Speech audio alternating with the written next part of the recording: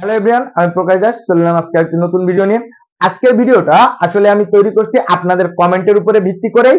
তার কারণ অনেকেই আমাকে জানতে চেয়েছেন যে কত পয়েন্ট পেলে আসলে কোন পলিটেকনিকে চান্স হবে এই বিষয় নিয়ে। সুতরাং আপনার মনে যত প্রশ্ন আছে সকল প্রশ্নগুলো অবশ্যই আমাকে কমেন্টের মাধ্যমে জানান এবং আপনার নাম সহ বলবেন, তাহলে আমি চেষ্টা করব পরবর্তী ভিডিও কিন্তু আপনাকে মেনশন করে তৈরি করার জন্য এবং সেখানে আপনার জানা মানে যে প্রশ্নটি জানার প্রয়োজন সেই প্রশ্ন সম্পর্কে আমি বিস্তারিত কিন্তু বলে দিব।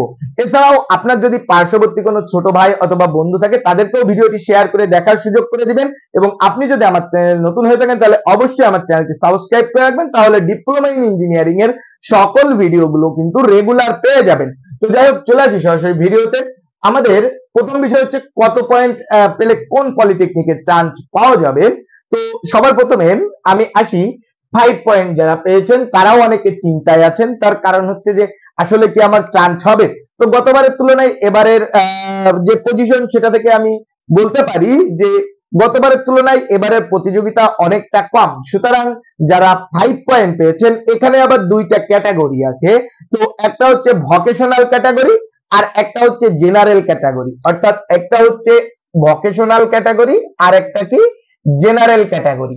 এই দুইটা ক্যাটাগরি। এখন দেখেন, যারা ভোকেশনাল থেকে এ প্লাস পেয়েছেন তাদেরকে বলবো আপনারা নিশ্চিন্তে ঘুম পড়তে পারেন। আপনার যে পলিটেকনিকে পড়ার ইচ্ছা আছে সেই পলিটেকনিকে আপনি জাস্ট চয়েস দিবেন, ঠিক আছে।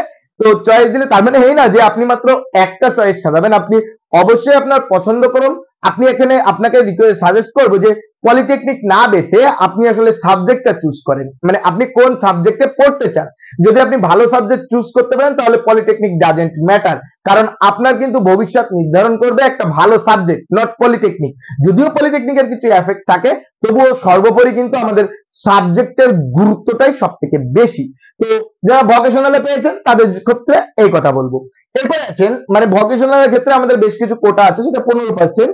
তো সেই কোটায় যারা পড়বেন তারা অবশ্যই, দেখা যাচ্ছে আপনি মনে করেন ঢাকা পলিটেকনিকে অ্যাপ্লাই করলেন, কথার কথা। তো ঢাকা পলিটেকনিকে আমি ধরে নিলাম যে কোনো একটা টেকনোলজি, আমি মনে করলাম অটোমোবাইল একটা টেকনোলজি আছে, আমি একটা যদিও অজনপ্রিয় একটা সাবজেক্টের কথা বললাম। তো সেখানে আমি ধরে নিলাম 120টা সিট আছে, তাহলে 120-এর 15%, মানে 15% মানে কি 100 জনে 15 জন, তাহলে 20 জনে কয়জন হবে? তাহলে 120 জনে আপনার সব মিলে 18-20টা সিট কিন্তু ওই ভোকেশনাল যারা প্রার্থী আছে তো তাদের জন্য কিন্তু বরাদ্দ থাকবে। সুতরাং আপনি যদি ভোকেশনালে হন এবং আপনি যদি এ প্লাস পান, সুতরাং নিশ্চিন্তে আসলেই ঘুম করতে পারেন, আপনার চান্সটা সহজেই হয়ে যাবে। এরপরে আসেন যারা জেনারেলে আবেদন করছেন। তো জেনারেলে যারা আবেদন করছেন তাদের ক্ষেত্রে যে আসলে নাম্বার ডাজেন্ট ম্যাটার, এখানে বেশ কিছু বিষয় আছে। বেশ কিছু বিষয় বলতে আমাদের বেশ কিছু সাবজেক্ট চুজ করা হয় এখানে, যেমন বিজ্ঞান, ম্যাথ, সবার আগে ম্যাথ, দেন বিজ্ঞান, দেন বাংলা, দেন ইংলিশ, এরকম আছে। আপনি যদি এই ক্রমটা জানতে চান অবশ্যই আমাকে কমেন্টের মাধ্যমে জানাবেন যে কোন ক্রমে কত পাইলে কিভাবে চান্স হবে। সেই জিনিসটা যদি জানাইতে বলেন আশা করি আপনার নাম মেনশন করে আমি পরবর্তী ভিডিও তৈরি করব এবং এই বিষয় সম্পর্কে আপনার মাধ্যমে সকলকে জানিয়ে দেওয়ার চেষ্টা করব। তো এরপরে চলে আসেন, তাহলে 5 পয়েন্ট যারা পাইছেন তারা আপনারা যে কোনো পলিটেকনিকে চান্স পাইতে পারেন। এরপরে আসেন 4.50 থেকে যারা 5 পয়েন্ট পেয়েছেন তাদেরকেও বলবো আশাহত হওয়ার কোনো কারণ নেই আসলে। তার কারণ হচ্ছে কি, আপনারাও যদি একটু মনোযোগ দিয়ে অ্যাপ্লাইটা করতে পারেন, মানে আপনাদের বলবো যে যারা 5 পয়েন্টের নিচে পেয়েছেন পয়েন্ট, আপনারা চেষ্টা করবেন যে টেকনোলজিটা চুজ করার, নট পলিটেকনিক। মানে আপনার পছন্দের পলিটেকনিক বাদ দিয়ে আপনার পছন্দের টেকনোলজিটা চুজ করুন। যে টেকনোলজিটা আপনার পছন্দ, মনে করেন আপনার সিভিল পছন্দ, তাহলে আপনি দেখবেন যে সিভিল পছন্দ, বাট একটু নেটে ঘাটাঘাটি করবেন যে কোন পলিটেকনিক গুলাই আসলে অ্যাপ্লাই কম পড়ে। আপনি এরকম বিভিন্ন জায়গায় ঘাটাঘাটি করলে অথবা আপনি যদি জানতে চান আমার কাছে, পরবর্তী ভিডিও সেটা করব অবশ্যই। তো সেই জিনিসটা নিয়ে এ করে সেই সমস্ত জায়গায় অ্যাপ্লাই করলে আপনাদের বলা যায় চান্স পাওয়ার সম্ভাবনা 80% থেকে 90% থাকে।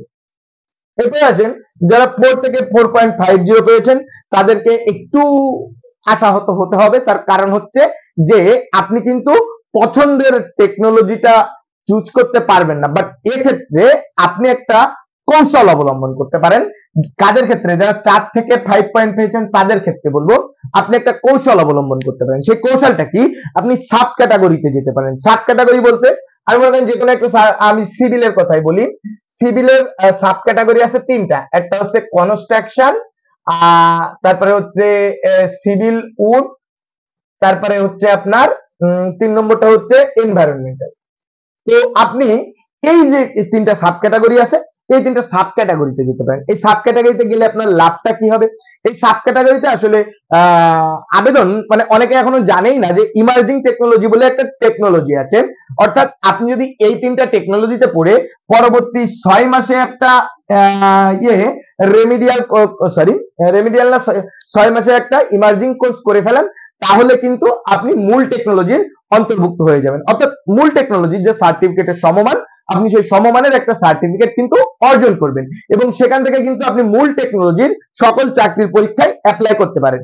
তো তাহলে যারা 5 থেকে 4.50 পেয়েছেন, না 5 এর নিচে আর কি, তাদের বলবো এটা। তবে জাস্ট যারা 4.80 আপ পেয়েছেন তাদেরকে বলবো আপনারা আগে মূল টেকনোলজিতে চুজ দেবেন, দেন সাব টেকনোলজিতে যাবেন।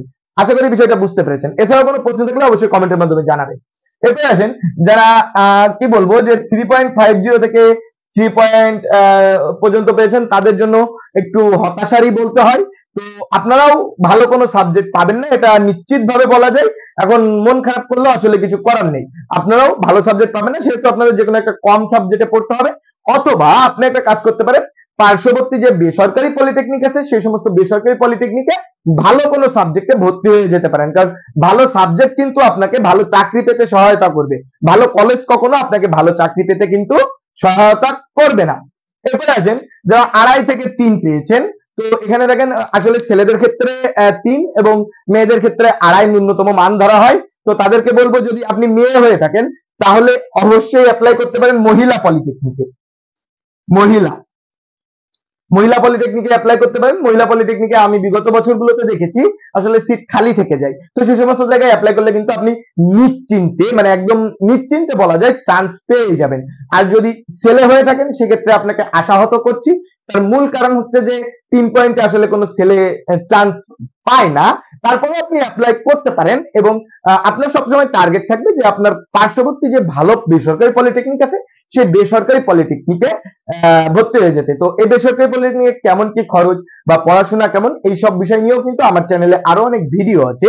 আপনি চাইলে কিন্তু সেই সমস্ত ভিডিওগুলো দেখে নিতে পারেন, দেখে নিলে আপনি সেই সম্পর্কে আরো একটু কিন্তু ধারণা পেয়ে যাবেন। তো আশা করি এই সমস্ত বিষয়গুলো নিয়ে আপনাদের আর কারো কোনো অসুবিধা নেই। তো এরপরেও যদি আপনি মনে করেন যে আপনার মনে কোনো প্রশ্ন আছে যেটা আসলে আমার বলা হয় নাই বা যার উত্তর আপনি পান নাই, তাহলে সেই সমস্ত প্রশ্নগুলো কিন্তু অবশ্যই আমাকে কমেন্টের মাধ্যমে জানাবেন। আমাকে কমেন্টের মাধ্যমে জানালে আমি চেষ্টা করব সেই সমস্ত বিষয়গুলো নিয়ে নতুন নতুন ভিডিও তৈরি করার জন্য। তার কারণ আমাদের এই যে সিস্টেম, এই সিস্টেমে অনেকেই জানে না। তো আমরা চেষ্টা করি এই সিস্টেমগুলোর মাধ্যমে নতুন নতুন স্টুডেন্টদের নতুন নতুন তথ্যগুলো উপস্থাপন করার জন্য। ধন্যবাদ, ভালো থাকবেন, সুস্থ থাকবেন।